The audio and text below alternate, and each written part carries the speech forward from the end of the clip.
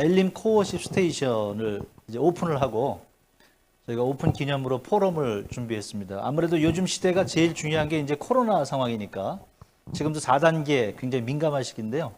어쨌든 이런 그 코로나의 팬데믹이라고 표현되는 이 시기에 이제 우리 사역들 앞으로의 이제 그 사역의 방향들에 대한 것들을 우리가 포럼으로 이렇게 오픈을 해봤습니다. 오늘 여기 오신 분들 제가 잠깐 소개하겠습니다. 우리 김명공 목사님, 네, 또 우리 이희용 장로님, 안녕하세요. 네, 또 우리 정성진 목사님, 예, 반갑습니다. 네, 저는 김학범 목사입니다. 네, 오늘 그 코로나 코어십 두 가지로 이제 이렇게 대비되는 화면을 여러분이 보고 계시는데요. 조금 더 설명하면 이제 코로나인데 그냥 코로나가 아니라 포스트 코로나, 코로나 이후에 대한 겁니다. 그 다음에 코어십인데 스테이션이라고 표현해서 이제 공유교회와 공유 플랫폼에 대한 그런 내용들을 가지고 저희가 오늘 진행을 그렇게 하도록 하겠습니다.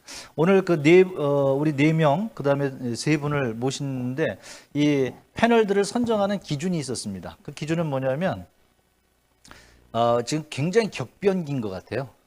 그래서 이 격변기에 어떻게 이제 우리 사역과 삶이 갈 것이냐는 많은 진단들을 하고 있는데 학자들이 하기도 하고 또 현장에 있는 분들이 하기도 하고, 그런데 제가 생각할 때는 이런 격변기에는 통찰력이 필요하다. 통찰력이 시대의 변화 앞에서 제일 발휘되어야 될 거다. 이제 이렇게 생각을 합니다. 데이터의 문제가 아니고 처음 맞이하는 상황이니까. 근데 제가 주변에서 이렇게 이제까지 뵀던 분들 중에서 늘 통찰력 있다고 남다르다고 생각했던 분들을 오늘 이 자리에 모셨고요. 뭐 여러분 잘 아시는 대로 우리 거룩한 빛 광성교회 정성진 목사님께서 그 시대를 읽어가시면서 하셨던 그 사역의 궤적들 다 그 통찰이라고 저는 그렇게 생각하고, 또 우리 이희용 장로님 뭐 오랜 시간이죠. 거의 뭐 30년 정도 되셨죠. 쌍용 하실 때가 한 30년 되셨죠? 20년 정도 되시나요? 20년 정도부터 이제 많은 말씀들을 하시면서 교회 문화를 혁신시키는 일에 많은 일들을 하셨었는데, 이 장로님도 제가 그런 의미에서 시대를 보는 눈으로 오늘 여러분과 함께 나누길 바라고, 또 우리 김명국 목사님하고 저는 이런 시대 변화 속에서 어떻게 우리가 행동하는지, 그냥 생각하는 게 아니라 행동이 필요한 건데 굉장히 혁신적인 행동이 필요하죠. 그러면서 이제 저나 우리 김명국 목사님은 행동파로서 오늘 여기 등장을 했습니다. 그래서 우리 네 명의 그 패널들이 이제 어떤 나눔을 통해서 시청하시는 여러분, 또 이곳에 오신 여러분과 함께 새로운 시대에 새로운 기회를 얻을 수 있도록 그런 지혜와 또 선택을 우리가 할 수 있기를 그렇게 기대를 합니다. 먼저 우리 이희영 장로님께서 한 15분 정도 지금 준비하신 내용이 있는데요. 한번 진행해 주시기 바랍니다. 네, 제가 먼저 이렇게 귀한 분들 계신데 먼저 이야기하게 돼서 좀 민망합니다만은 제가 오늘 준비한 건 코로나와 코어십 이렇게 얘기했습니다. 여러분들 지금 가끔 길을 가시다 보면 저도 여기 오면서 고속도로에서 봤는데 속도를 줄이면 사람이 보입니다. 오늘 제가 드리고 싶은 메시지입니다. 서울 시내에서 또 롯데 월드타워가 한 555m 되는데 이게 안 보이는 곳이 있습니다. 어디라고 생각하십니까? 대부분의 그 지역에서는 다 보이는데요. 이 타워 안에서는 안 보입니다. 타워 안에서는 타워를 볼 수가 없습니다. 제가 왜 이 말씀 드린지 짐작을 하셨겠죠. 현재 우리는 아까 이제 우리 사회 보시는 목사님께서 말씀하신 대로 뭐 상당히 어려운 상황이 있습니다. 코로나 팬데믹에 지구 전체가 마스크를 쓰는 상황, 의사소통도 안 되고 굉장히 많은 부분이 스톱되는 그런 상황이 왔죠. 교회들도 다양한 사역들이 다 멈춰버렸습니다. 마치 16개월 정도 지금 방학을 하고 있는 그런 상황이라고 볼 수가 있겠죠. 제가 이제 이런 그림을 하나 이제 어떤 부분은 스톱하고 어떤 거는 우회전하고 어떤 건 좌회전하고 유턴해야 되는 여러 가지 변화의 상황을 우리가 지금 맞이하고 있습니다. 저는 이번에 코로나 팬데믹이 우리들에게 주는 교훈이 한 두 가지가 있다고 생각하는데, 하나는 우리가 속도를 좀 줄이게 해줬다. 때로는 스톱하게 만드는 상황도 있다는 것이고요. 아까 큰 빌딩을 보지 못하는 것, 그 안에서는 볼 수 없다고 했는데 정말 오래간만에 우리가 교회 바깥에서 교회를 한번 바라볼 수 있는 기회가 이번에 된 것 같아요. 예. 이런 것이 코로나가 우리들에게 주는 보이지 않는, 어찌 보면 좀 보이지 않는 하나님의 은혜, 복이 아닐까 저는 그렇게도 생각을 해봅니다. 우리들이 지금 이대로 좋은가 이런 문제의식을 한번 갖게끔 의심을 하게 하는 계기를 만들어 주셨고 이대로는 안 되겠구나 하는 성찰과 변화의 계기를 줬다고 생각을 합니다. 여러분 지금 이 그림이 하나 있는데 셔츠에 물감이 떨어진 거거든요. 그럼 이제 어떤 색깔의 셔츠에 어떤 물감이 떨어졌는가? 저는 녹색 셔츠에 붉은색 물감이 떨어졌다고 처음에 생각했는데 나중에 보니까 그게 아니고 붉은색 물감에 녹색 그죠? 물감이 들어와서 좀 멀었나요? 붉은색 셔츠에 녹색 물감이 떨어진 거예요. 근데 이 물감이 너무 많이 번져가지고 이제 이만큼밖에 남지 않은 것이죠. 그러니까 엄청나게 많은 것이 변했는데 우리는 변하지 않았다고 이제 생각을 하는 것이죠. 세상이 바뀌었는데 그러니까 우리가 가지고 있는 패러다임을 좀 바꿀 필요가 있는데 우리는 그동안 옆을 보지 못했고 밖에서 우리를 보지 못했던 이런 부분이 없지 않아 있다는 것입니다. 지금은요 굉장한 변화의식입니다. 제가 대학생들에게 가르칠 때도 이 부분을 좀 깊이 연구해보고 이야기를 하는데 4차 산업혁명이라는 게 우리에게 지금 다가오면서 과학기술이 상상할 수 없을 정도로 좀 바뀌고 있습니다. 그래서 일자리도 많이 사라지고 굉장히 어려운 상황이죠. 근데 이것이 코로나 팬데믹이 오면서 이것이 가속화돼서 엄청난 변화가 우리들에게 지금 오고 있죠. 우리 라이프 스타일도 달라지고요. 산업 구조도 바뀌고 의식과 가치관도 많이 달라졌습니다. 그리고 디지털 문화가 곳곳에 지금 들어와 있죠. 오늘 이렇게 우리가 유튜브로 중계를 한다는 거 생각해 볼 수가 없었어요. 1년 반 전만 해도 이렇게 디지털 문화가 깊숙이 들어오면서 거기서 생기는 또 문제도 많죠. 특히 디지털 문화에 익숙하지 않은 노인 세대라든가 뭐 이런 문제들. 소통 방식도 굉장히 달라졌습니다. 미디어에 대한 소통 방식이라든지 대인 소통 방법도 많이 달라졌고 여기 이제 이런 것에 익숙한 MZ 세대가 지금 굉장히 많은 한 30%가 지금 이 세대거든요. 이들이 굉장히 많은 비중을 차지하면서 우리 사회 주역으로 들어오고 있는 상황이에요. 엄청난 변화가 있습니다. 이것이 우리 교회라고 해서 예외가 될 수가 없잖아요. 그래서 제가 이제 좀 염려스럽고 그렇게 보는 것은 교회가 마치 지금 이런 상황이라는 거죠. 조금 있으면 다시 팬데믹 다 물러나고 바이러스 물러나면 우리는 옛날로 다시 돌아갈 거야. 자꾸 이 생각을 하고 있는 분들이 교회 안에 굉장히 많으신 거예요. 우리 사회에도 많지만은. 근데 이거 보세요. 하늘만 보고 있으면 변한 게 하나도 없는 것 같지만 이 보트는 계속해서 지금 바다 한가운데로 좀 가고 있는 거거든요. 옆을 봐야 되거든요. 옆을 봐야지 이걸 아는데 옆을 안 보니까. 또 우리가 아까 말씀드린 큰 빌딩 안에서 있기 때문에 교회 안에 있기 때문에 교회를 바라보지 못하는 것이죠. 그래서 교회가 이 뉴노멀 시대라는 건 놈이라는 거죠. NORM이 이제 놈인데 기준, 표준이거든요. 표준이 바뀌는 거죠. 근데 이제 우리 교회에서 굉장히 걱정하시는 거예요. 이 표준을 바꾸면 어떡하냐. 하나님의 법칙이 달라지는 거냐. 이렇게 이야기를 하는데 그거하고는 좀 다른 문제거든요. 어쨌든 바꾸지 말아야 될 게 뭐고 바꿔야 될 게 무엇인가를 우리가 좀 파악을 해야 되거든요. 현재 우리 사회, 우리 교회 안에서 바꿔야 될 게 뭔가요? 바꾸지 말아야 될 게 뭔가요? 바꾸지 말아야 할 거는 정말 바꾸지 말아야 되죠. 근데 지금 돌아가는 걸 보면 정반대가 되어 있다는 거죠. 바꾸지 말아야 될 건 막 바꾸고 앉아 있고 반대로 바꿔야 될 건 이걸 본질이라고 붙잡고 있는 이런 상황이 곳곳에 지금 벌어지고 있는 거예요. 막 무너지고 있는 상황이죠. 안타깝습니다. 우리 다 좀 유연하고 다양성 같은 것이 비본질에서는 필요한 거거든요. 우리가 많은 부분을 좀 유연하게 다시 좀 새롭게 형성을 하고 다시 또 포매팅을 하는 이런 상황이 필요한데 계속 우리가 해왔던 것, 본질도 아닌 것을 본질인 것처럼 강조하고 이런 상황이 우리 교계 내에서 많죠. 그러다 보니까 젊은 세대는 점점 교회를 떠날 수밖에 없는 상황이 되는 것입니다. 여러분 이게 코닥 필름인데요. 코닥 필름 회사가 어느 날 몽땅 폭파시켜 버렸습니다. 왜 폭파시켰냐면 디지털 시대가 됐는데 거기 전환하지 못했기 때문에 18초 만에 90년의 코닥 역사를 묻어버렸습니다. 한 방에 가는 거예요. 그러니까 우리는 교회는 망하지 않는다 이런 착각을 하고 있습니다. 그러면 유럽의 바울이 전도했던 그 지역이 지금 무슬림으로 다 바뀐 거 보시면 교회가 망합니다. 얼마든지 망했고 망해서 오늘까지 온 것을 우리가 알 수가 있죠.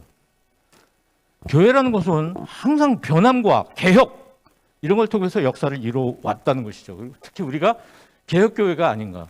오늘 우리 한국의 교회를 대단한 모델로 생각을 하시는 분이고 오늘날 갑자기 하늘에 뚝 떨어질 교회라고 생각을 하는 것 같은데 사실 그렇지 않거든요. 초대교회 교회가 지금도 똑같은 거예요? 그 모형이 오늘 우리한테 지금 와 있나요? 성막이라든지 성전, 회당 중심의 예배들이 계속 바뀌어 왔잖아요. 그런데도 우리는 현재의 이 모습, 우리가 전통적으로 근대 시대에 가지고 있던 교회의 모습이 절대 바꿀 수 없는 진리라고 생각하시는 분들이 교회 안에 굉장히 많아요. 미국에서 한국 교회가 온 거예요. 모델이. 그럼 한국에 있는 목사님들이 미국에 가서 한국 교인들하고 개척한 교회가 있잖아요. 그럼 미국 교회하고 많이 비슷해야 될 거 아니에요. 가보세요. 많이 달라요. 미국 교회하고는 전혀 달라요. 신앙의 방법도 다르고 많은 부분에서 차이가 있습니다. 그런데도 우리는 교회의 모습이라는 건 절대 바뀔 수 없다고 생각을 하는 거죠. 교회의 모습은 상당히 달라질 수 있어요. 예수님 직후에 이제 사역하신 다음에 교회의 모형과 사역의 모형은 굉장히 달라졌죠.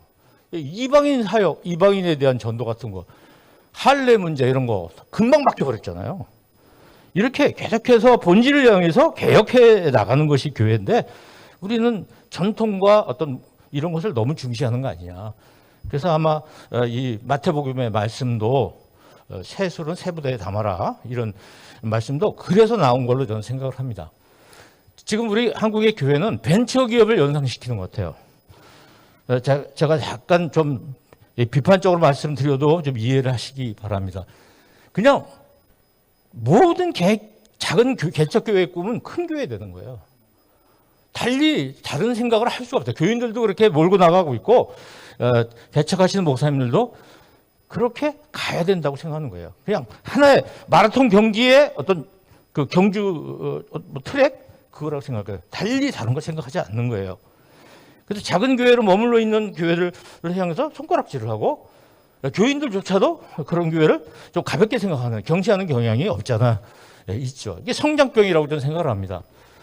그러니까 건물과 교인 수를 지향하고 그러다 보니까 삶보다는 사역에 치중을 하게 되는 것이고 복음적인 삶에 소홀하게 되는 겁니다.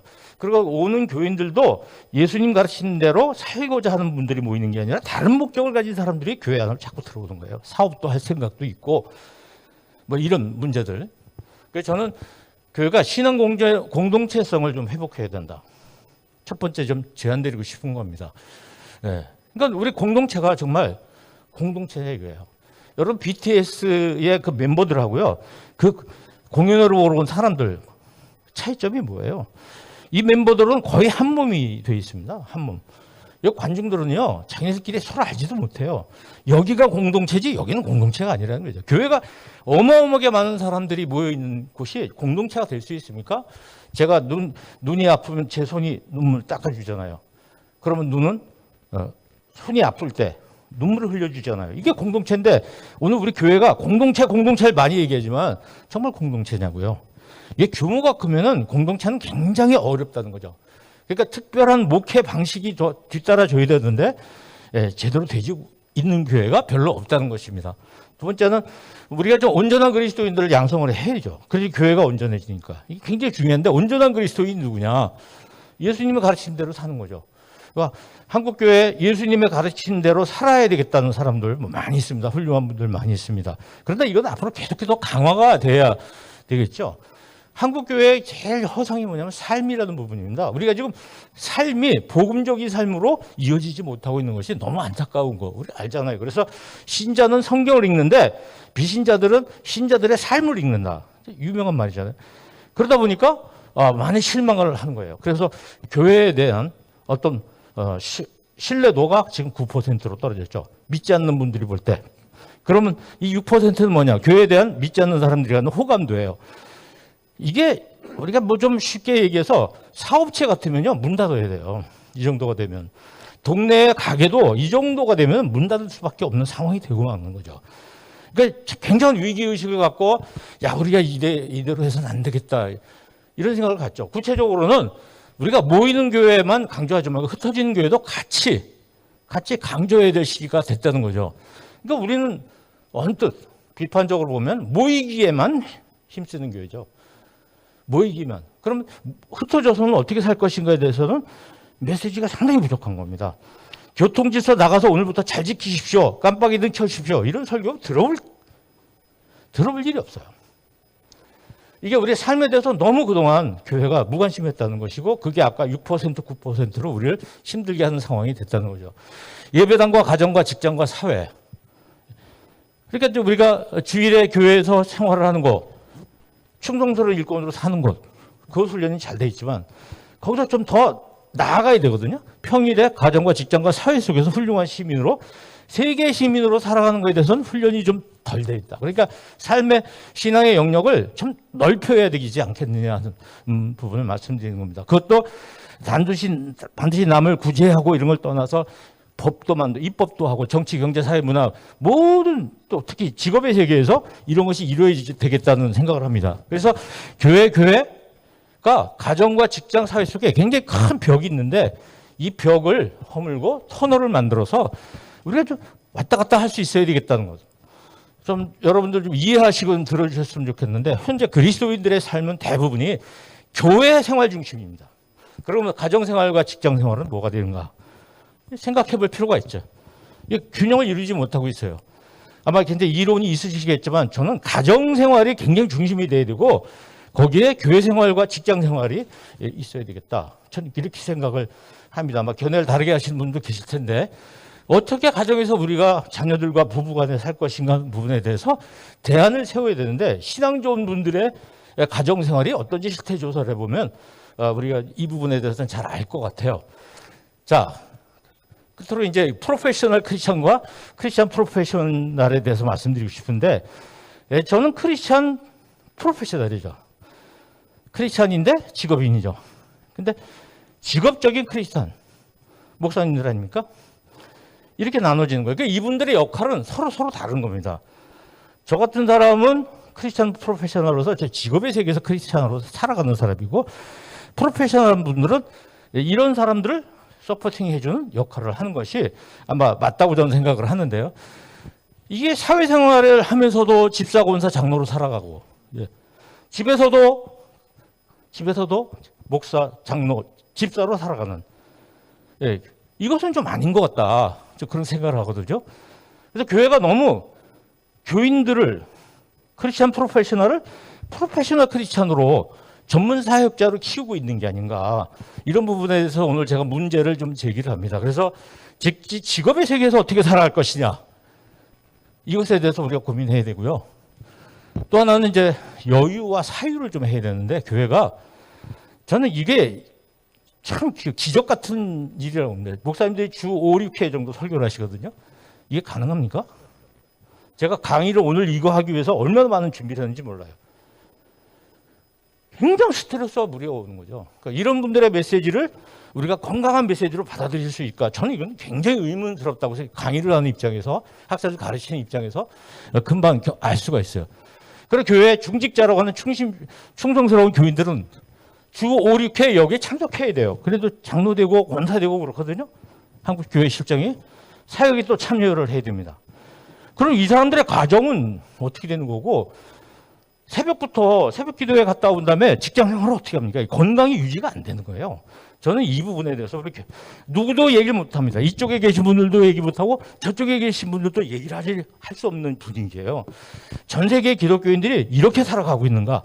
우리보다 선진 그러나 외국의 교회들도 이런지 이게 하나님 나라를 세우는 일일까에 대해서 한번 우리가 이 시점에서 한번 생각해봐야 때가 되지 않았는가? 이런 생각을 많이 해봅니다. 제가 드리고 싶은 말씀은 우리가 좀 속도를 좀 줄였으면 좋겠어요. 그러면 하나님이 보일 것이다. 좀 과속은 위험한 거니까. 그런 의미에서 한국 교회는 지금 과속을 하고 있다고 생각하는 거죠.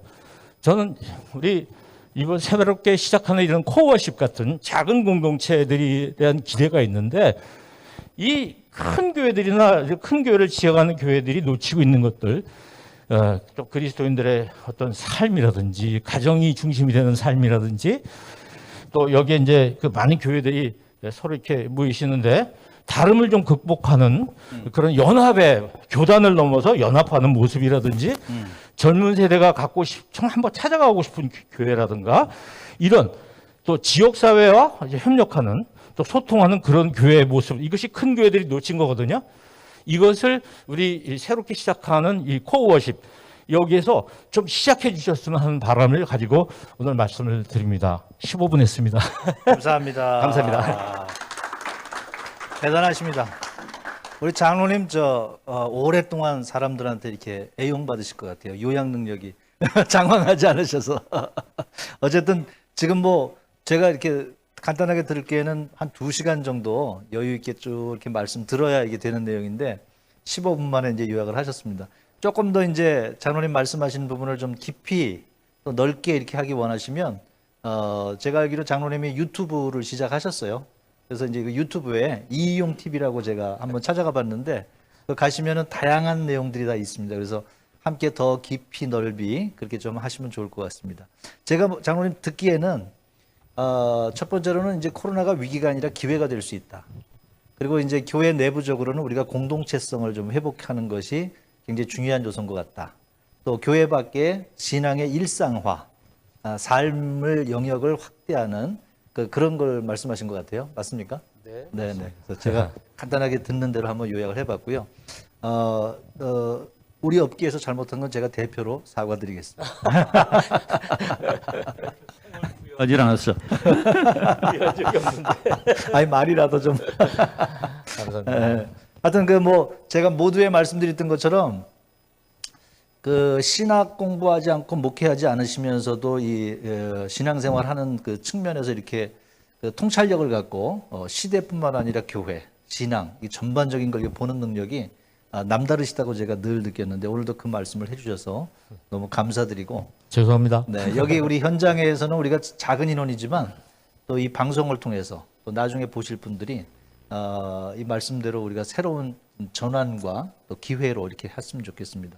이번에 우리 정성진 목사님께서 오랜 동안 교회 사역 하셨고 뭐 저희가 잘 아는 대로 교회를 개척해서 성장시키시고 이양하시고 많은 일들을 하셨는데 늘 교회를 새롭게 하시는 일에 함께 하셨던 그 통찰력을 이번 코로나를 통해서 어떻게 할지에 대한 말씀 한번 좀 듣도록 하겠습니다. 이건희 그러면 당대 우리가 살았던 시대의 제일 부자 이렇게만 생각하지요. 근데 왜 부자가 됐는가는 생각을 안 해요. 그가 선각자거든요. 기독교적인 의미에서 선지자라고 할 수는 없고 신앙인이 아니니까 그가 선각자입니다. 1993년 프랑크푸르트 선언이라는 게 받고 다 받고 마누라만 빼놓고 이랬잖아요. 근데 그게 1993년이라고요. 그것이 삼성을 초인류 회사를 만든 그 바탕이 된 거죠. 과연 우리는 지난 30년 교회 성장의 시대에 담겨 있는 교회 문제점들, 독소가 많이 자라났는데 그 독소들을 이제 제거해야 될 아주 절호의 찬스가 왔다. 뭐 지금 장로님 하셨던 얘기에 저는 120% 공감하고 그것을 풀어나가면 좋겠다 이렇게 생각하는데 예배가 왜 그렇게 많아야 되나? 그러니까 지난 과거에 우리는 설교 기계였죠. 예. 제가 이제 나는 설교 기계입니다. 그런 시를 다 썼는데 돌아서면 또 그래서 이제 저는 기름이 떨어져 소리 나는 기계입니다.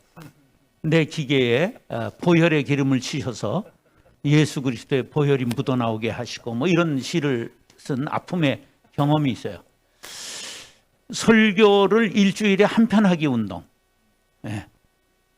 그리고 지들이 읽어서 은혜를 받게 만드는 그 기술이 앞으로는 목회자들에게 있어야 되고 교인들을 어떻게 키워야 될 것인가.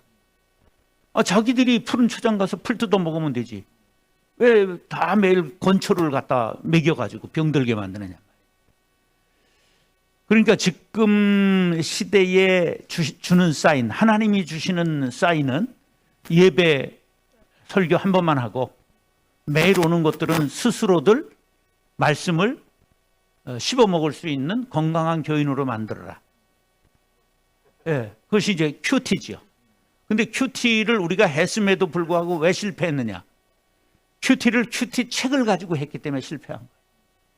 성경을 읽고 그 말씀 속에서 오늘 나에게 주시는 교훈, 내가 오늘 암송하고 싶은 말씀, 내 삶에 적용하고 싶은 것, 이거 하면 되고 조금 더 깊어지려면 그 속에서 나타나는 하나님의 모습, 그 속에 나타나는 그리스도의 형상은 무엇인가까지 볼 수 있으면 더 좋은 거고, 그것까지 갈 필요 없어도 성경이 오늘 나에게 주시는 교훈과 이것을 삶에 어떻게 적용할 것인가, 성경을 읽고 동글뱅이가 있는데 그 의미가 뭐예요? 그거만 먹어라 그런 뜻이거든.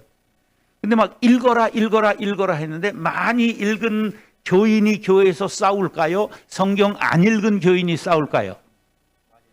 새벽 기도하는 교인이 싸울까요? 새벽 기도 안 하는 교인이 싸울까요? 그럼 우리는 뭘 만든 걸까? 우린 잘못 교육 가르친 거예요. 그렇기 때문에 이번 기회에 목사들도 나머지 시간은 노동해야 된다. 이런 것들을 패러다임을 완전히 바꾸라는 하나님의 사인이에요. 제가 이제 혼자 수도원을 세우고 민통선 안에서 살아가는데 저동아리로 살아왔던 지난 30년을 회개하면서 이 몸을 써봤어야지. 콘크리트 하나 못 하나를 박아봤어야지. 막 대고 다치고 막 얼마나 고생을 많이 했는지 몰라요. 그러면서 이제 회개했어요. 하나님, 목사의 저동아리만 천국에서 동동 뜨고 교인들의 귀만 동동 뜬다는 말이 우스갯소리가 아니라 정말 우리가 노동을 목사들이 당연히 생각하고 노동 시간을 갖고 말씀 시간을 갖고 기도 시간을 갖고 교인들을 돌아보는 시간을 갖고 이런 것을 적절히 분배할 줄 아는 시대가 되라는 교훈이 코로나 시대가 주는 하나님의 사인이 아닐까? 이런 생각을 해봤습니다.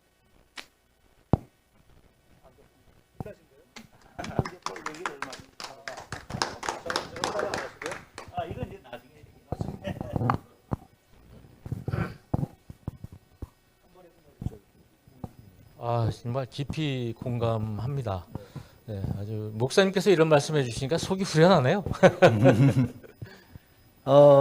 조금 이따 이제 또 이제 목사님이 좀 더 구체적인 몇 가지 이야기들을 좀 해주실 텐데요.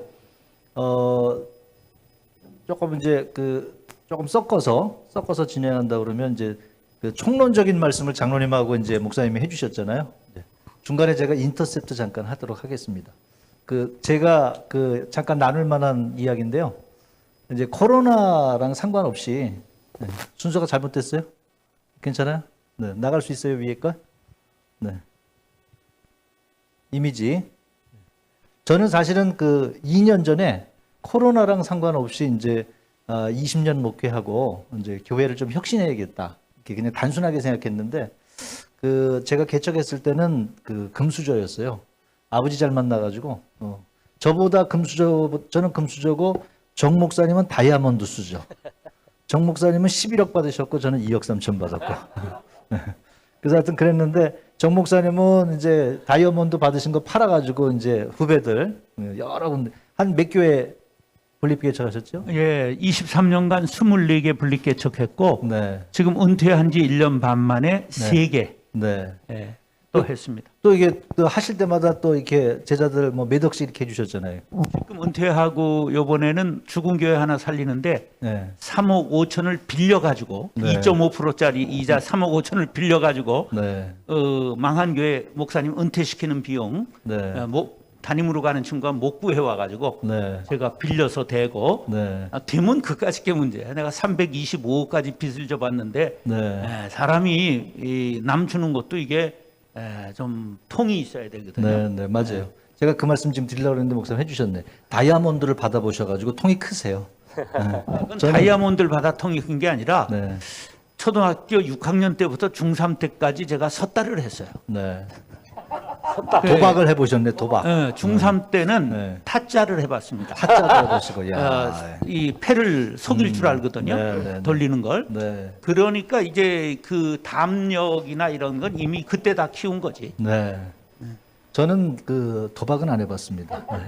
그리고 이제 금수저인데 이제 금수저로 이제 개척을 해가지고 뭐 행복한 그 교회 사역을 이렇게 했는데 이제 한 20년 지나고 나서 후배들이 너무 흙수저인 거예요. 그래서 후배들한테 어떻게 이걸 좀 나눌 수 있을까 생각해봤는데 제일 고민이 이제 임대료.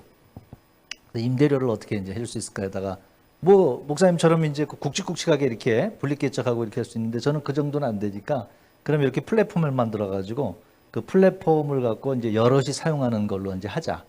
제가 외국에 갔을 때 봤던 호스텔 시스템, 이 렌트 공유 이런 시스템을 이제 원용해서 한 거죠. 이게 안 나옵니까? 안 나와? 네. 그래가지고 이제 작년도에 3월 달에 김포에다가 이제 르호봇 코워십 스테이션이라고 60평 공간을 꾸며가지고 거기서 이제 한 지붕 9교회가 거기서 1시간 반 단위로 돌아가는 걸 했고 그 다음에 그걸 해보니까 너무 좋아서 한 7개월 만에 풍무동에다가 다시 한 50평을 또 꾸며가지고 한 지붕 6교회 했어요. 해보니까 재밌더라고요. 그래서 이제 그걸로 끝나려고 했는데 그 처음에 했던 그 교회들이 너무 재밌게 알콩달콩해요. 근데 저는 원래 알콩달콩하라는 소리가 아니라 거기서 조금 자강을 해가지고 독립을 하길 바랬는데 거기 분위기가 그게 안 됐어요. 그래서 독립을 시켰어요, 아싸리. 독립을 시키고 여럿이 함께 운영하도록 하고 거기에 투여하려고 했던 에너지를 갖고 이제 수원에다 지금 3번째 엘린 코워십을 만든 거고 여기는 이제 한 지붕 6개 교회가 이제 세팅을 하게 되었습니다. 그래서 목사님은 분립개척으로 하셨고 저는 이제 이 플랫폼을 만들어 가지고 공유하게 했는데 제가 이제 이 말씀 드리는 이유는 뭐냐면 이게 코로나도 몰랐고 그냥 단순히 한 행동이었다는 거예요. 그런데 진행되는 1년 반 정도의 기간을 통해서 보니까 제가 한 가지 생각한 게 있는데 물을 동그란 데다 담으면 동그래지고 네모난 데다 담으면 네모내지고 그럼 세모난 데 담으면 세모내진다. 목사가 똑같은 목사인데 개척을 하면 개척교회형이 되고 부임을 하면 부임형이 되고 건축을 하면 건축형이 되더라. 목사의 이 목회 스타일이. 근데 이 코워십을 해보니까요. 여기에 들어오는 목사님들의 목회 스타일은 코워십형이 된다는 거예요. 그건 뭐냐면 자기가 예배할 수 있는 1시간 반에서 2시간 예배, 그 시간만 이 예배당을 써요. 이 플랫폼을 써요. 그러니까 선택과 집중 능력이 또렷해져요. 그래서 아까 말씀하신 것처럼 많은 예배를 할 수가 없어요. 여기서는. 단 한 개의 예배에 목숨을 걸어야 되는 그런 상황이죠. 그리고 아까 장로님 말씀하신 것처럼 일주일 동안 뭐 새벽 기도뿐만 아니라 무슨 성역 공부, 교인도 숫자도 문제지만 그런 공간적 여유가 없어요. 그렇기 때문에 주일 집중성과 일상성이라고 하는 두 가지를 양립할 수 있게 되더라고요. 이게 미필적고에 의해서 그렇게 되는 거예요. 이 환경 자체가. 그게 코로나가 터지고 나서 보니까 작은 교회들이 이 코로나 환경에서 장로님과 목사님이 말씀해 주셨던 그런 미래적인 새로운 선택이 요 프로세스 안에서 이게 되는구나 하는 이제 느낌을 제가 받은 거죠.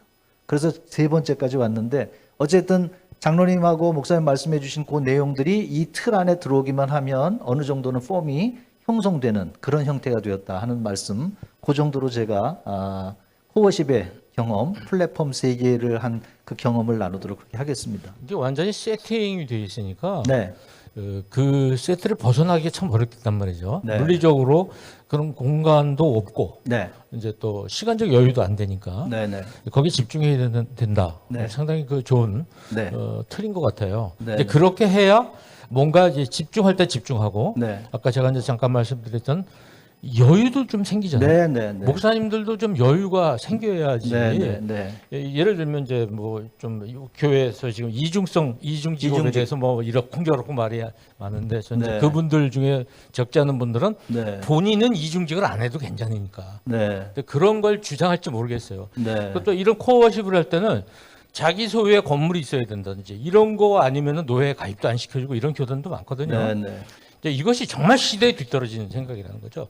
저는 목사님들이 우리 이제 이 코어십 같은 이 스테이션에 있는 목사님들은 우리 주일에 정말 집중해서 사역을 하시고 전 평일에는 자기 어떤 직업을 가지고 자비량. 네. 네. 자비량도 하시고 그러면서 또 가족들과 같이 가정을 중심으로 좀 네. 살아보시고 가정 공동체. 네, 그렇습니다. 그랬을 때 말씀도 살아 있고 우리 일반 저 교인들에게 공감이 갈 수 있는 부분이 점점 넓어질 수 있는데 네, 네. 뭐 골방에서 계신 거죠. 이제 성경에서 말씀하시는 그 골방의 의미는 그거 다른데 저는 동굴에서 광장으로 이제 이런 걸 굉장히 강조하는데 동굴 안에 갇힐 수밖에 없는 거예요. 만난 사람도 똑같은 사람들이고 공간도 똑같고 월요일부터 토요일까지 그러니까 다양한 사람을 만나지 못하니까 교회 바깥 일에 대해서 잘 모르고 네. 무관심하죠. 그러니까 점점 말씀과 사회 우리 삶의 현실 삶에서는 거리가 생길 수밖에 없다는 거죠. 그런 네. 의미에서는 굉장히 의미 있는 시도라고 저는 생각합니다. 네. 네. 이제 그 이중직 이런 것들 얘기 나오잖아요. 교단에서 이제 그런 걸 대책한다고 회의를 하는 거 보면 저것들이 정신이 있나. 아니, 현장에서는 다 지금 이중직 안 하고 먹고 살 바가 없는데 자기들이 한 번도 대주지 않는 것들이 저런 소리를 할 자격이 있나. 이런 생각이 들고 우리 1호 선교사, 1호 목사님이 바울 선생님 아니에요. 네.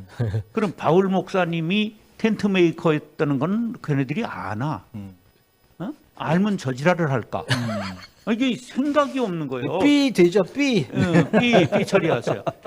아니 이게 개념이 없지. 신학자, 교단, 예수님이 오실 때까지 바뀔 수 없는 게 이제 교단, 신학교 이런 것을 보게 돼요. 망하기까지는 정신 못 차리는 집단과 같이 보여지는 거죠. 네. 지금 이제 신대원 총장님들이 이거를 들으면 참 좋고 안 들으면 내가 찾아가서 얘기를 할 텐데 지금 신대원에는 기술 학점을 적어도 2학기는 해야 됩니다. 3학점짜리를. 그래서 용접, 네. 목공, 차수리, 스미, 차수리. 목공, 뭐 차수리, 뭐 이제 오토바이도 가르쳐야지. 그래야 택배하니까. 뭐 이런 수많은 10개 과목 정도는 트렌드를 따라서 가르쳐 가지고 실습. 실습을 하고 자기가 더 심화할 사람들은 자격증반을 할 때 지원하고 이걸 당연하게 지금 해야 될 시대지 뭔 그거를 갖고 지금 되느냐 안 되느냐 아이고 에라이 정말 튀길 이런 생각이 확 드는 거예요. 이 끝난 사람의 입장으로 저게 지금 시대가 어떤 시대인데 저런 것을 의논을 하고 자빠졌냐 말이야. 지금 실행을 하기도 바빠 죽겠는데.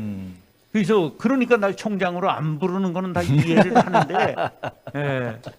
그렇게 하면 총장님들 다 저 교단총회 불러가지고 총장 인준 안 해줍니다.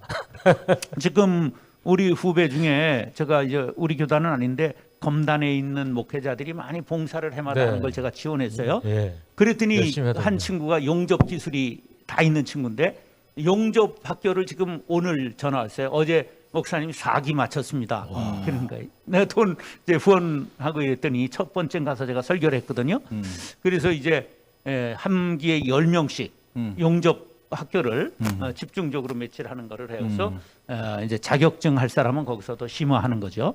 이제 그런 것들이 현장에서 벌어지고 있는데 그걸 신학교에서 해야 될 일이지 랍비 학교 그래가지고 우리 선생님이 1호 목사님께서 텐트 메이커 아니었겠느냐. 자비량 선교가 그래서 텐트 메이킹이 됐잖아요. 고유명사로. 그런 건 신학교에서 가르치면서 왜 그런 사역은 하진 않느냐 말이에요. 이게 정신이 없는 거지. 시대가 변하는데. 그게 바꾸지 않으면 자기가 도태되고 죽는 거죠. 그래서 지금 현장에서 제자들이 죽어가는데 교수님들 정신 못 차리고 교단에 총에 맞아 죽으려고 총회장을 하면서 지금 교단을 못 바꾸고 있잖아요. 이 정신들이 없는 거예요. 세미나의 방향이 이상한 방향으로. 가요. 지금 저 목사님 말씀하신 이 주제와 관련된 정확한 원인을 제가 압니다. 왜 그러느냐? 정 목사님은 공고 출신입니다. 저는 상고 출신입니다. 우리는 실업계를 거쳐봤기 때문에 이게 너무나 이게 리얼한데 공부만 한 사람들은 도대체 이게 무슨 말인지 몰라요. 저는 검정고시 출신인데. 이게 저 바탕이 이 변화는 모퉁이에서 시작되는 거예요. 변방에서 시작되거든요. 네. 그래서 저는 사실 공장 노동자를 실제로 했어요. 네. 그 공부 못했고 뭐 공고를 나왔으니까 목적 중심의 삶을 살아야 되니까 공고 나오니까 공돌이 생활을 했죠. 그리고 민중신학을 했습니다. 제가. 그래서 광산촌에 29에 담임전도사를 들어가서 회광촌에 가서 살았던 경험이 있기 때문에 현장성을 잃지 않고 대형 교회를 했지만 할 수 있었던 원인이 그래서 64세로만 은퇴를 했거든요. 재적 인원 2만 명 교회를 64세에 법인 4개까지 있는 거 싹 내려놓고 교회 원로 안 하고 빠이빠이 하고 교족을 파서 나와서 그 교회하고 상관관계가 없습니다. 그렇게 할 수 있는 게 그게 근본을 잃지 않았기 때문에 그러죠. 그건 뭐예요? 예수 정신이지. 예수 정신. 그러니까 우리가 지금 그런 정신으로 돌아가지 않고는 본질 비본질 처음에 말씀하셨잖아요. 예수, 성경, 복음 외에는 다 버릴 수 있어야 되는 거죠. 이 시대가 우리에게 주시는 교훈이죠. 요거를 저기 수원 인계동 선언이라고 해도 되겠습니까? 예, 예. 아, 너무 중요한 거죠. 지금 우리가 원래 제가 선언. 예상했던 이 운영하고 조금 틀립니다. 원래 예상했던 건 이런 게 아니었는데 지금 말리고 있는데 보시는 분들이 이 분류 작업을 잘 하셔야 되고요. 어쨌든 우리 장로님하고 목사님은 좀 통전적인 말씀을 해주시는 거고 저는 이제 실제적인 얘기를 했는데 우리 김명국 목사님도 제가 그 코워십을 하고 나서 가장 와서 도전하시고 응용하시고 활용하시는데 앞장선 케이스세요. 가정교회 사역 네트워크에서 우리 김명국 목사님이 벌써 그 코워십을 갖다 여러 군데 이렇게 하셨는데 그 경험들 먼저 한번 저희가 들어보고 그 다음에 정성진 목사님께서 사실은 일목요연하게 앞으로의 시대의 사역에 대한 것들을 준비하셨는데 그걸 이어서 저희가 듣도록 그렇게 하겠습니다. 먼저 김 목사님. 예. 먼저 우리 장로님과 목사님 말씀해 주신 그 근본적인 정신이 사실은 좀 생각 있게 하는 분들에게는 100% 이제 공감이 되고 근데 문제는 이 코로나가 더 그걸 드러내게 만들었다. 더 본질이 주변 상황들을 정말 본질을 가야 정말 보일 수 있는 그런 의미에서 이제 저 같은 경우에는 우리 한국 사회가 저는 조금 물론 뭐 보기에 따라 다르겠지만 너무 천민자본주의가 물질 만능주의로 특별히 갖고 있는 여러 가지 상황들을 가진 것으로 말미암아 그냥 서로 소유에 만족을 하는 그러니까 나누면 말은 말해야 하지만 개신교는 참 이 부분이 많이 약하다. 특별히 교회가 전부 건물주나 은행에 다 어쩌면은 성장함에 따라서 거기에 맞게 더 많이 은행에다가 기여하는 이런 어떤 모습을 보고 굉장히 좀 안타까웠는데 그러다 코로나가 딱 터지니까 예배당이 다 비어 있고 그 거대한 섬처럼 되어 있는 것이 뭐 저희 교회는 뭐 작기는 고민하는데 어느 날 우리 김학범 목사님 그 내용을 딱 봤어요. 그래서 제가 이제 외국에 있을 때는 뭐 그저 이민교회나 이런 교회는 그냥 나무 교회에 가서 오후에 예배 드리는데 그게 잘 안 되거든요, 현실적으로. 근데 여긴 제 3지대더라고. 3지대라는 말은 주인이 없는 거예요. 가서 자기가 주인처럼 쓸 수 있는. 그걸 보고 현실적으로 저 가능하겠다라고 해서 스타디를 하고 친구 목사님들하고 같이 의논을 시작을 해서 첫 번째 만들어진 게 이 오금동 공간이 7월 첫 주에 시작을 했습니다. 4교회가 들어와서 했는데 근데 이 상황이 진행하면서 뭐가 드러나냐 본질이 더 드러나게 됐습니다.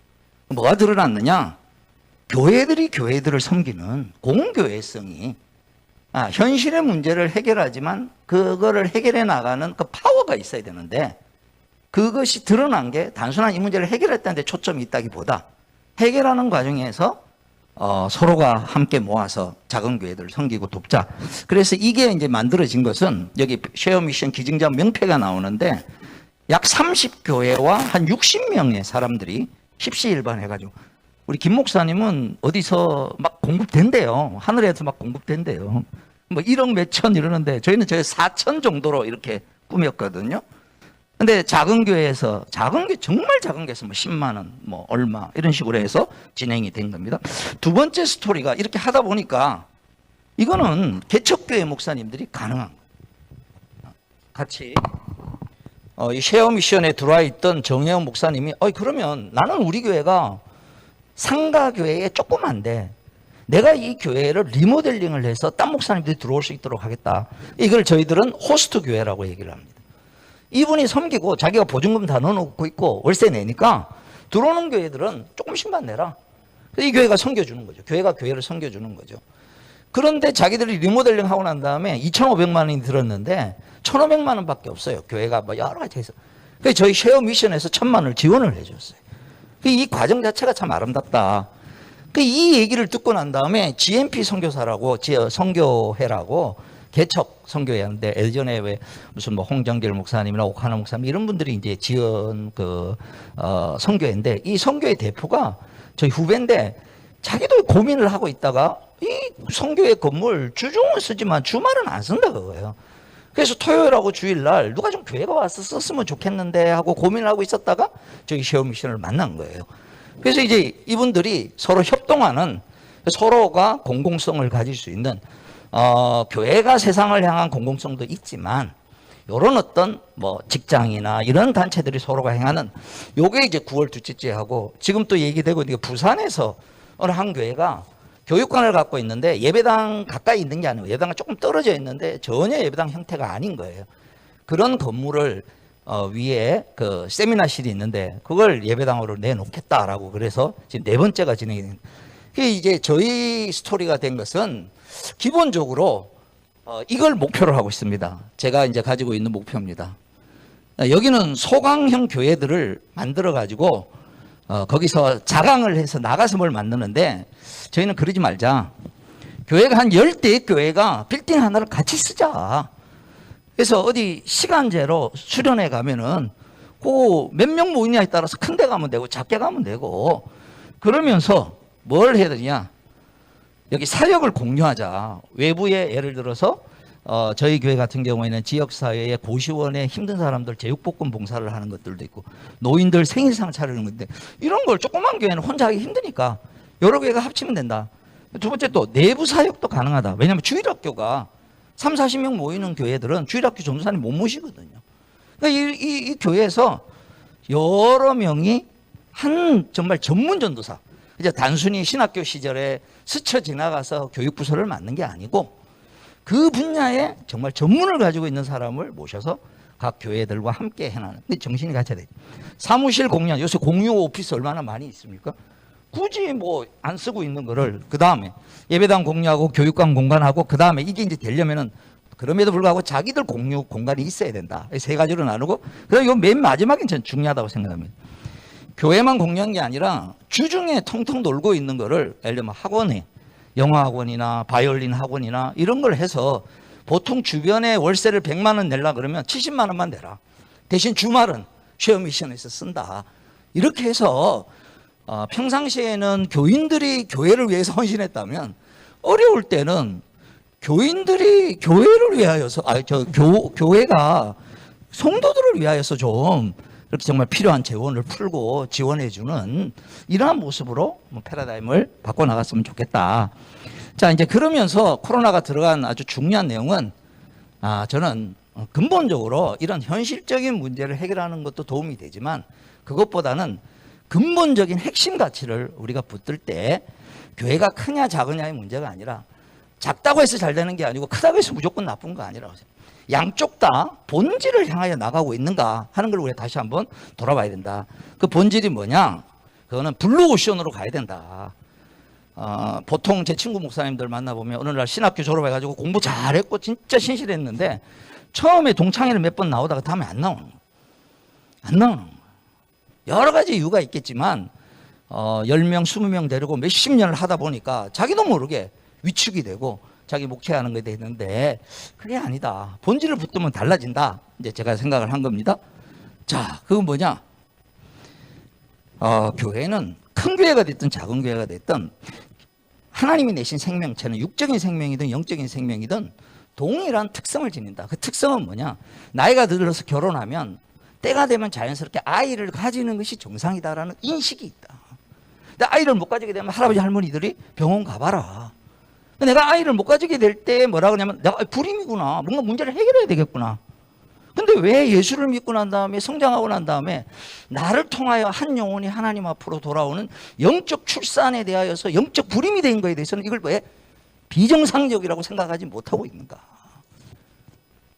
교회가 전도해야 되고 특별한 은사를 맡은 사람이 영혼 구원해야 된다고 생각합니다. 옆에 있는 이 그림이 참 가슴을 울리는 건데, 이 아이가 태어나서 축하를 해주는데 옆에 하트 모양인 게 주사기예요. 불임 부부가 이 아이 하나 갖기 위해서 주사를 맞은 거예요. 이렇게. 그 의사가 이거보다 더 많이 맞았다는 거예요. 이거보다 더 많이 맞았다는 거예요. 이 아이가. 그 우리는 지금 교역자들도 그렇고 성도들도 그렇고 수십 년 동안 애를 낳아본 적이 없어. 안 믿는 사람 딱 붙여놓으면 뭐 어떻게 해야 될지 몰라. 아까 우리 목사님, 우리 텐트 메이커로 그걸 해야 된다. 그 같이 접촉하면서 그 사람들의 아픔이 뭐고 관계성을 어떻게 맺고, 그리고 우리가 이제 자녀들 낳아봤지만 자녀를 키우면서 부모가 자라나는 거거든요. 교회 안에 아까 말한 건강한 공동체성은 어디서부터 나오느냐? 자기가 애를 낳아야 나오는 것이죠. 애를 낳지 않으면 저는 뭐라고 생각하느냐? 자기가 큰 교회가 됐든 작은 교회가 됐든 어쨌든 간에 우리가 믿음이 여기서 내 대에서 끊어져서는 안 되겠다. 나를 통하여 한 영혼이 예수를 믿고 내가 전도한 영혼이 또 하나님 앞으로 돌아오는 그냥 영적 할아버지가 된 기복이, 그게 진정한 공동체성이다. 큰 교회, 작은 교회라고 그러면 그거 하고 있느냐? 아니에요. 작은 교회도 못하고 있고 큰 교회도 못하고, 사이즈가 크냐 작으냐에 따라서 물론 더 잘할 수 있는 시스템이 뒷받침되느냐 안 되느냐는 되겠지만, 그러나 하여간 방향은 뭐냐? 애 낳아야 된다. 애 놓기 위해서 몇 년 동안 교인이 10명밖에 안 되고 교인이 5명밖에 안 돼도 우리 교회를 통하여서 전혀 불신자가, 전혀 교회를 모르는 한 영혼이 주님을 만났다 그러면 그 교회는 주님 보시기에 기뻐 받을 수 있는 교회예요.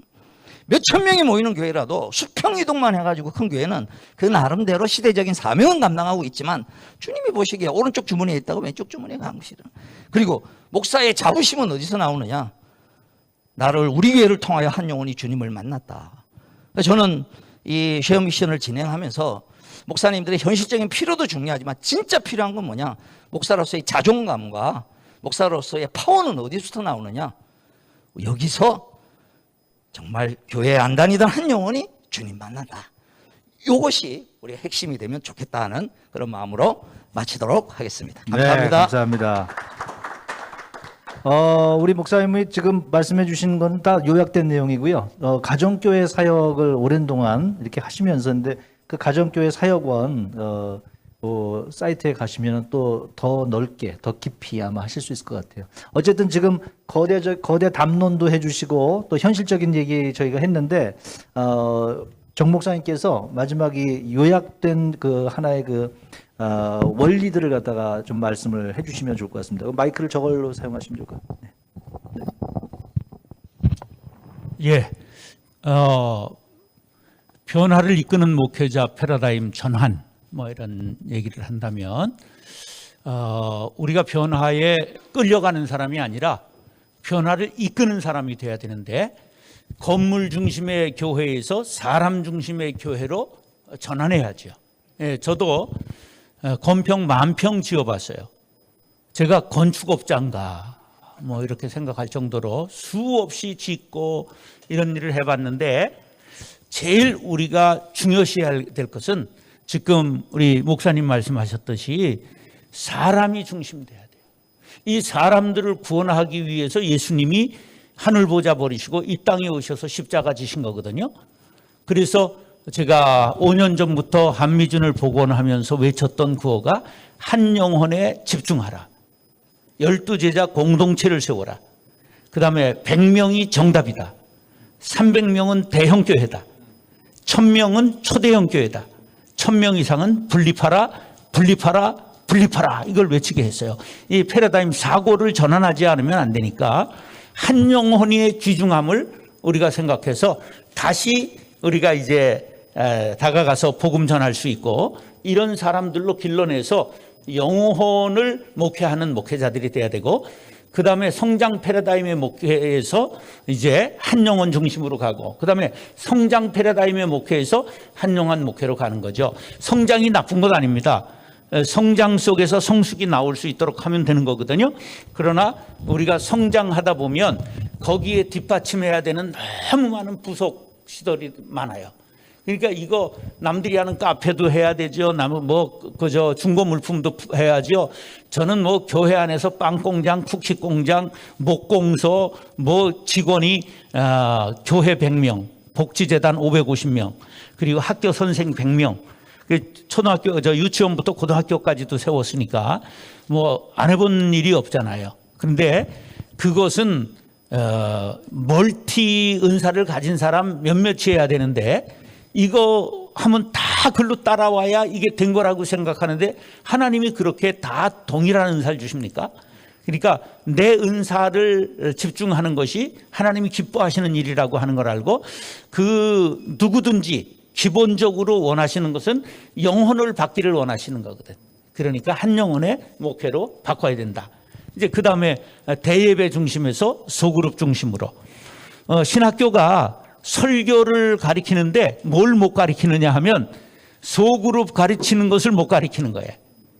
그러니까 이런 시대에 꼭 필요한 게 뭐냐면 가정교회, 그 목자를 세우는 거죠. 그 가장을. 그런 것을 우리가 했더라면 못 모이는 것을 가정에서는 못 모이게 하진 않으니까 그 다음에 이제 소그룹 그 12명 이하의 소그룹들을 다루는 방법을 가르쳐서 개척 목표를 12제자 공동체를 세우는 것에 집중한다면 그것을 몇 바퀴 굴리면 100명 되는 거거든요.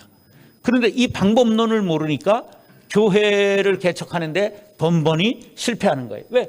뭐 대예배만 집중하려고 하고 그다음에 건물을 자꾸만 보니까 제가 이제 157개 교회를 고양시 파주시의 교회들을 11년째 섬겼는데 그중에 한 목사님이 180명으로 올라갔어요. 그래서 땅을 사겠다고 발표하는 순간 30명 남고 다 달아났습니다. 실망하고 시골로 내려갔습니다. 그래서 그런 우리가 이제 모두 다 건물에 꽂혀 있으면 이제 문제가 일어나는 거죠. 소그룹. 사람이 중요하고 그리고 이제 목회자들이 꼭 기억해야 될 것 중에 하나가 뭐냐 하면 신학을 해서 우리가 목회를 한다는 건 인간학으로 트랜스포하는 거예요. 근데 인간학을 못하는 거예요. 상담, 심리, 그 다음에 사회학 이런 이 인간학을 중시하지 않았기 때문에 신학을 고등하게 했을수록 목회에 깨지는 거예요. 왜? 인간학을 하지 않았기 때문에. 그래서 사람 심리를 모르니까 그래서 이런 것들이 중요하다. 이제 그 다음 1000명 목회에서 100명 목회로 이제 우리가 꿈을 바꿔야 됩니다. 옛날에 교회를 크게 하면 훌륭한 사람이라 안 해요. 1000명 정도 되면 사람이 묻히기 때문에 조금 질이 안 좋아도 담임을 할 수 있습니다. 10,000명쯤 되면 사람에게 완전히 가리우기 때문에 사기꾼도 할 수 있습니다. 그래 2단 나오는 거예요. 2단이 능력이 없는 게 아니에요. 능력 있는 사람이 2단 되는 거지. 그렇기 때문에 서로가 대면해서 문제가 되지 않을 정도로 인격적인 교제를 할 수 있는 인원, 이게 이제 학자들마다 주장이 전부 다르지만 공통된 의견은 우리 친구 오규훈 교수는 뭐라고 그랬느냐 하면 153마리 물고기를 건졌잖아요. 150명이 그 적정한 인원이다. 근데 그걸 또 학적으로 주장한 교수도 있습니다. 그래서 한 사람이 정확하게 사람을 돌볼 수 있는 이런 것들을 통솔의 범위 이렇게 행정학에서들 얘기를 하는데 하여간 잘하면서 분단장도 안 해보고 반장도 안 해본 사람들은 그냥 나는 그냥 10명 하겠다 30명 하겠다 이렇게 겸손하게 나오면 되는데 이 시대가 전부 큰 교회만 보고 우리가 자랐기 때문에 그렇기 때문에 우리의 사고 자체가 잘못되어 있다는 거죠. 그래서 저도 그런 사람이 하나였기 때문에 이게 다 회개하는 마음으로 하는 겁니다. 그래서 우리가 완전히 패러다임을 바꿔야 된다. 그 다음에 컨택트 예배에서 언택트 예배로 뭐 이건 지금 너무 많이 얘기하는 거죠. 이거는 지금 미래에 올 일이 지금 2년에 압축되어 온 거지 이게 뭐 4차 산업혁명이라는 게 이미 다 왔어요. 미네르바 대학이라는 건 들어보셨죠?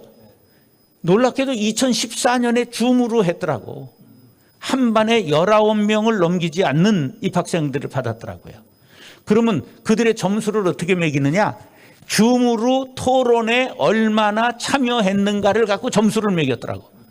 근데 2019년 처음으로 졸업생이 배출됐는데 하버드대 뭐 유명한 명문대들을 전부 대학원에 진출한 거예요. 예, 이미 줌은 하나님이 우리에게 주신 축복의 도구거든. 이걸 예비해서. 그런데 한국교회는 무슨 뭐 온라인 예배가 예배냐 막 이런 논란을 초창기에 한참 했잖아요. 그것이 너무 이게 원리주의자가 된 거예요. 원리주의자가. 그런 것들을 우리가 조심해야 된다. 이제 이런 것들 오프라인 중심에서 온라인 적극 활용으로. 그래서 이 온라인을 하나님이 주신 축복의 통로로 받아들이는 게 중요하죠. 그래서 막 현장 예배 강조하며 투쟁하며. 그런데 놀라운 건 그 교회들은 단결하고 잘 되고 있다는 사실이에요. 그런데 뭐가 무너졌을까요? 공공성이 무너진 거예요. 공교회성이 무너진 거예요. 그래서 우리나라가 지난 5년에 종교인구 조사했을 때 19%로 1등을 처음 하기 시작했습니다. 이번에 갤럽에서 조사했는데 다시 17%로 1등하고 있습니다. 2등이 어디죠? 불교 16%입니다. 3등이 어디죠? 천주교 6%입니다. 그런데 문제가 뭐냐? 신뢰도. 1위 불교 20%입니다. 16%의 종교를 가지고 신뢰도 20%를 하고 있습니다. 2등 어디냐? 천주교. 6%의 종교 인구를 갖고 신뢰도 얼마인 줄 아세요? 13%. 2배 이상의 신뢰를 받고 있습니다.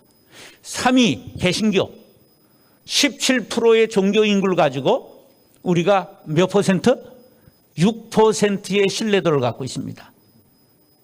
앞으로 코로나 이후에 일단 젊은이들이 안 들어오고 지식인이 안 들어올 겁니다. 그 원인이 어디에서 왔을까? 많이 투쟁적으로 뉴스를 장식한 교회들. 그 교회들은 멤버십이 강화되고 헌금도 들어옵니다. 그러나 전체 교회를 전부 무너지게 한 원인이 되었다는 것을 본인들이 모른다는 너무 안타까운 사실입니다. 이게 뭐가 없어서 그렇다고요? 공교회성, 공공성이 없기 때문에 일어나는 현상이다.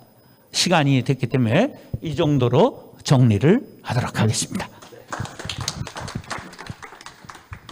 오늘 원래 그 대화 형식의 포럼으로 저희가 진행하기로 했었었는데 지금 1시간 정도 지나놓고 보니까 오늘 특강, 설교, 세미나, 포럼, 대화 모든 게 다 한꺼번에. 그러나 하여튼 내용들은 다 말씀을 통해 가지고 다 다뤘기 때문에 여러분께서 이게 소팅하셔가지고 잘 분류하셔서 개별적으로 응용하시면 좋을 것 같고요.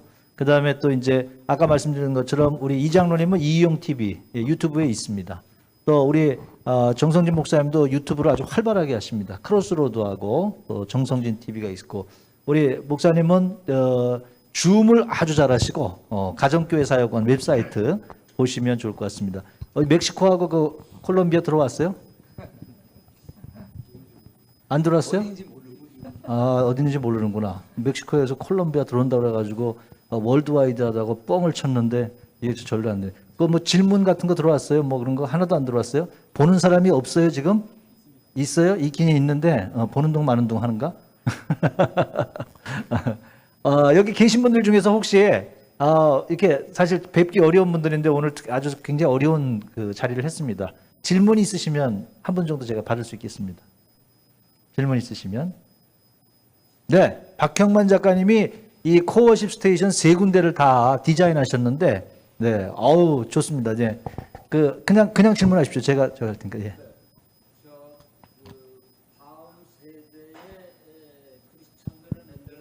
젊은이들의 교육이 상당히 필요한데요. 지금 젊은이들은 교회를 떠나고 있습니다. 그들을 붙잡을 수 있는 전략을 말씀해 주십시오. 어느 분한테 질문을 하신 건가요? 제일 마지막에 강의해 주신 목사님. 정 목사님이요? 네. 네. 정 목사님께서 그럼 한마디 해주시죠. 난 낚시는 안 해봤는데 낚시꾼들을 유의해서 보니까 미끼만 끼는 게 아니고 낚시 자리를 잡으면 뭘 뿌릴까요? 밑밥, 떡밥을 뿌리더라고. 저거 왜 더럽게 저런 걸 뿌리나 그랬더니 고기를 모여오게 한 후에 미끼를 끼워서 낚시를 들이우더라고요. 그러니까 우리가 밑밥을 뿌려야 돼요. 그게 뭐냐? 저는 그 교회의 한 주에 지역 주민들이 2,000명씩 교회를 드나들었습니다. 그러고 들어오는 사람에 대해서 전도를 못하게 했습니다. 그러니까 마음대로 교회를 드나드는 거예요. 뭐에 그렇게 많이 드나드느냐? 문화 강좌를 120개, 그 다음에 식당, 고기 반찬 하는 날 일주일 걸 적어놔요. 3,000원 하는데 150명까지 와요. 그 다음에 그 카페가 2개가 있어요, 교회에. 그 다음에 중고 물품 판매점이 있고요. 탁구장, 헬스장, 그 다음에 배드민턴장, 그 다음에 목공실, 그 다음에 온실, 뭐 이런 많은 시설들을 교회에 해놔가지고 주일날은 외국인 노동자들 무료 병원. 그래서 믿지 않는 사람들이 교회를 이용할 수 있는 시설을 다용도 시설을 해서 뿌렸어요. 장학금을 마지막 해에 6억을 줬어요. 해마다 늘려가서. 그런데 그것을 지역 주민들에게도 신청해서 자녀들 장학금을 줬고요. 200억 들여서 학교를 세웠는데 학교에 교인들만 받는 게 아니라 그건 선생님들이 뽑아요. 그래서 장로 선주도 떨어지고 그렇게 아주 공정하게 선생님들이 선발을 해서 지역 주민들이 또 동일한 입학을 할 수 있도록 해방해서 지금 제일 그 명문입니다. 일산에 드림 학원이. 이제 그런 일들을 오픈한 것이 바로 유인책이 되는 거죠. 근데 너무 사람들이 통이 좁아가지고 당장 전도하려고 그러고 교회 오면 그냥 어디서 오셨냐고 그러고 등록하라고 그러고 얼른 도망가 버리죠. 예. 그래서 책을 도서관을 오픈식으로 해가지고 책을 수도 없이 잃어버렸어요.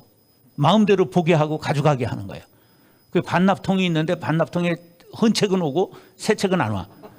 근데 책이 없어지지 않는 그날까지 오픈한다. 그래가지고 도서관을 처음부터 계속 오픈을 했죠. 그 유인책을 갖는 거예요. 유인책을.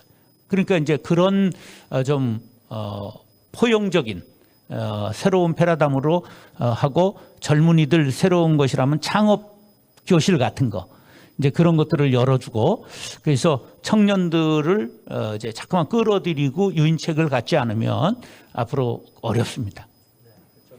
예, 우리 이장로님 추가적으로 또 뭐 말씀해 주시죠. 지금 정 목사님께서는 믿지 않는 사람들을 교회를 어떻게 오게 할 것인가에 대한 부분이고 저는 교회 안에 있는 젊은이들이 나가지 않게 하는 거에 대해서 잠깐 말씀드리고자 합니다. 굉장히 중요한 문제죠. 왜냐하면 더 쉬운 방법이고 이게 더 어려운 방법일 수 있어요. 목사님 말씀하신 건 굉장히 어려운 방법인데 안에 있는 사람들이 나가는 건 쉽죠. 쉽게 나갈 수 있고 그리고 약간만 노력을 하면은 다 안 나가게 만들 수가 있는데 그게 뭐냐면 교회 내 의사결정 과정에 젊은이들을 참여시키라는 거예요. 네. 왜 60대 남성들이 교회 모든 걸 의사결정을 하냐고요. 지금 시대가 어떤 시대인데. 예를 들어 봅시다. 주방에 대해서 남자 장로님들이 뭘 안다고 주방 문제를 가지고 결정을 합니까? 그거는 여자 원사님들이 더 잘 알잖아요. 또 어떤 교회 좀 젊은이들의 머리를 좀 빌릴 필요가 있는 전략 이런 거는 젊은이들한테 타스크포스 팀을 만드는 거예요. 30대, 40대 또는 20대까지 포함해서 한 10명, 5명 정도의 팀을 만들어서 뭔가 교회에 당면 과제가 있을 때마다 여러 팀을 수시로 만들어서 그 팀에게 주고 연구 과제를 주고 그들이 가져오면 패스시켜주고 결정시켜주고 계속 문제 당회원들이 뭔가 안건을 만들기보다는 수많은 안건들이 이 팀을 통해서 올라오도록 해서 당회는 이걸 힘을 실어주고 결정해주는 일 이렇게 해야 되는데 지금 우리 당회가 거의 60대가 지금 한 90% 되나요, 그죠? 이건 시대 안 맞아요. 망한 집단이. 네. 그러니까 이런 부분에서 참여를 시켜줘야 젊은이들이 나도 여기서 쓸모가 있는 존재구나 그런 생각을 할 것이고 이 시대에 필요한 새로운 생각들을 젊은이들 머리에서 끄집어내서 교회에 활용할 수 있는 방법이 아닐까 이런 생각을 해봅니다. 예, 저는 예. 개척 때부터 어린이 장로, 학생 장로, 청년 장로, 여성 장로를 다 뒀어요. 그랬는데 나이 많은 장로님들이 울면서 우리가 어린아이들하고 회의를 해야 됩니까? 막 하소연을 해서 어린이하고 학생 장로 빼고 청년 회장은 당연히 장로입니다. 그래서 똑같은 권한을 갖고 당에 들어오게 했고 여성 장로는 TO로 해마다 5명을 뽑는데 하나는 반드시 뽑아가지고 15명 뽑았습니다. 그러니까 그런 식으로 혁신적으로 처음부터 교회를 했죠. 그 젊은이들의 의사를 전부 듣는 굉장히 중요하죠. 이준석이가 지금 됐다는 건 지금만 된 거 아닙니다. 옛날 이미 40대 기술원을 했을 때 김영삼이가 36세 원내 총무를 했습니다. 예, 그 사람들이 영웅이에요. 김영삼, 김대중인 우리나라 이게 역사에 두고두고 남을 영웅들이거든요.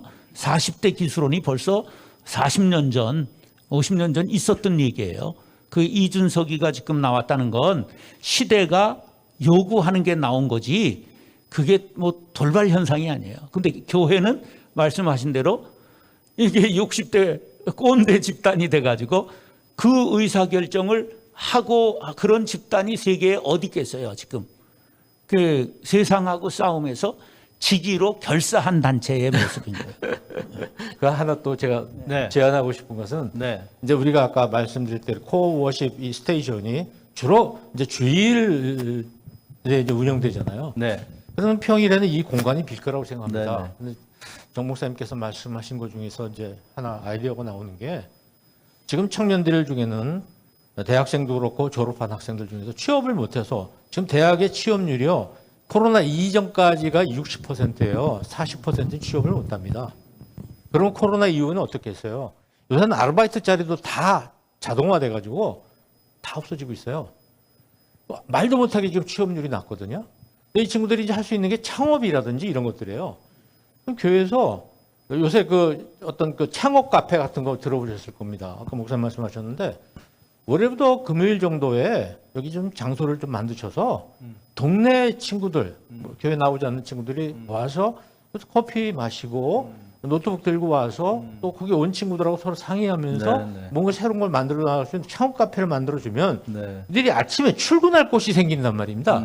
이 출근할 곳이 없잖아요. 그러니까 커피숍에 와서 눈치 보면서 앉아서 노트북하고 하루 종일 있을 수가 없으니까 어려움을 겪는데 그런 부분도 우리가 한번 좀 생각해 보시면 좋겠다 이런 거 제안드립니다. 네.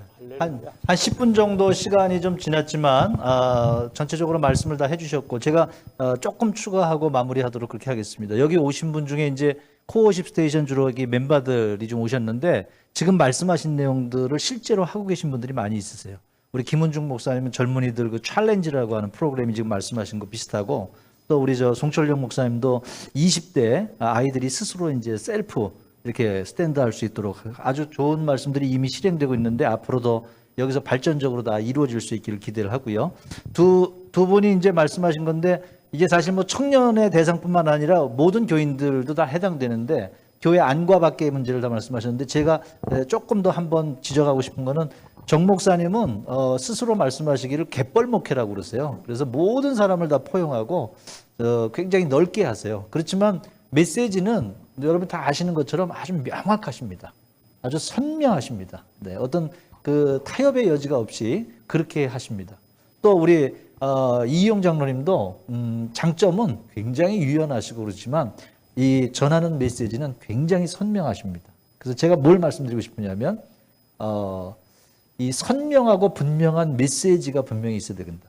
청년들이든 장년들이든 진리와 복음에 대한 선명성과 분명성이 너무 혼탁해지는 것도 같이 해결해야 될 문제다. 그래서 그 선명성과 분명성과 함께 포용성이라고 하는 측면에서 이렇게 같이 되어지면 그럼 이게 꼭 청년이 아니더라도 우리의 목회 현장 속에서 이게 잘 이렇게 극복되고 또 본질로 돌아가지 않겠나 이런 생각을 했습니다. 이 정도면 대답이 조금 괜찮겠습니까? 박 작가님? 아유, 예, 감사합니다. 예, 예. 네. 시간이 많이 가서. 예, 목사님들 말씀하시고 장로님 말씀하신 이런 모든 내용들은 굉장히 정말 참 소중한 전체적인 그림을 그리는데 매우 참 중요한 그림 같아요. 그리고 교회나 그 개인의 역량이라는 것이 성숙하게 되고 또 그다음에 이제 자원이 뒷받침되면 그런 정신을 갖고 있는 사람이 그 자원을 좋게 쓸 수가 있다고 생각을 합니다. 무조건 크다고 해서 그렇게 할 수 있는 건 아니라고 생각합니다. 우리 목사님 말씀하신 저런 사역들은 평상시에 그런 정신이 있었기 때문에 가능한데 문제는 제 1단계. 그럼 작은 교회들은 저런 목사님 말씀 들으면 굉장히 주눅 들거든요. 와, 우리 교회는 뭐. 저는 절대 그럴 필요가 없다 생각하는 게, 교회는 교회만이 할 수 있는 일을 먼저 해야 돼요. 교회만이 할 수 있는 일이란 뭐냐? 가정의 역할을 해야 돼요. 가정에서 아버지 역할, 엄마 역할, 자녀가 태어나면 그 아이가 잘 자라서 능력이 생기면 저런 일들을 할 수 있다는 거예요. 근데 교회가 한 명이 됐든 두 명이 됐든 목사님의 역량도 그렇고 성도들의 역량도 그렇고 거기서 교인이 한 명, 두 명 생기면서 능력이 붙어서 자연스럽게 옆에 기회가 주어지면 하나님이 보여주시는 걸 먼저 할 수 있다는 거예요. 저희 교회도 뭐 100한 몇십 명밖에 안 되는데 지역 사회에 굉장히 일을 관련돼서 하고, 뭐 구치소 일도 하고 다 합니다. 근데 처음부터 하려고 그러는 게 아니라 한 명, 두 명이든 하나님이 붙여주면 그때 하면 된다는 거예요. 근데 그러면은 다른 모든 일은 하지만 교회로서 해야 할 본질적인 일을 못하고 있으면 100년 후면 아까 말씀하신 대로 교회 없어진다. 그러니까 가정에 애가 안 태어나면 그거 부부 잘 살다가 끝나는 거예요. 근데 모든 교회는 1차적으로 교회로서 먼저 가져야 될 이 일을 내가 목사로서 하면서 자녀는 자녀는 능력이 붙어서 그다음 그 본질의 생명력이 마음껏 발휘되는 여기에 방점을 두고, 그러나 공부 많이 하고 연구 가지고 해서 어떤 방향성에 갔을 때 각자에게 주신 은사를 최대한 강점은 더 세게 발휘하고 약점은 관리하고, 우리 다 하나님 주신 은사들이 있는데 못하는 거 개인이 보고 그러지 말고 내가 잘할 수 있는 거 열심히 하면 된다. 못하는 거는 문제 안 되게끔 관리하고 내가 못하는 거는 잘하는 사람 데려다가 같이 코워크하면 되니까, 이런 마음을 가지면 우리가 좀 더 신나고 오히려 더 목표에 집중할 수 있는 좋은 또 되지 않을까 하는 생각이 듭니다. 예, 네 감사합니다. 마디로 제가 요약하면 가정에서 잘하고 일상에서 잘하고 그다음에 예? 그다음 본질에 충실하면서 포용을 많이 해라. 이렇게 제가 정리를 그렇게 하도록 하겠습니다. 오늘 그 포럼은요, 여기 그 세 번째 수원 인계동 나해석거리 바로 옆에 있는 이 한가족 빌딩 5층에 있는 엘림 코어십 스테이션에서 이제 오픈 포럼으로 한 건데, 오늘 말씀은 뭐 코로나 시대에 아주 굉장히 거대한 담론과 실제적인 이야기를 다뤘습니다. 저희가 여기서 이 진행을 했기 때문에 이 엘림 코어십 스테이션을 조금 홍보를 좀 하도록 하겠습니다. 그런 의미에서 제가 하긴 좀 남사스럽고, 우리 오늘 오신 패널 분들께서 엘림 코어십 스테이션 옷을 이렇게 쫙 보신 다음에 단어 한마디로 축복 겸 네이밍을 한번 부탁드릴게요. 우리 대가이신 이유영 장로님께서 엘림 코어십 스테이션이란?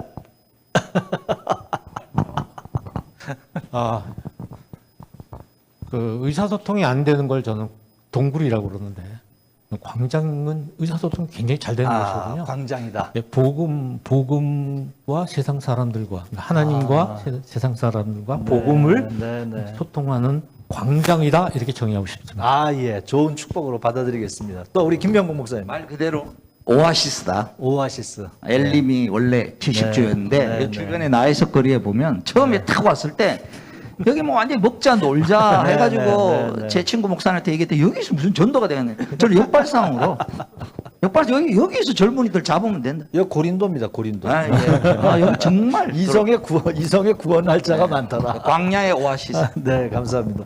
정 목사님. 선지서라고 하는 게 네. 당대의 또라이들이에요. 네.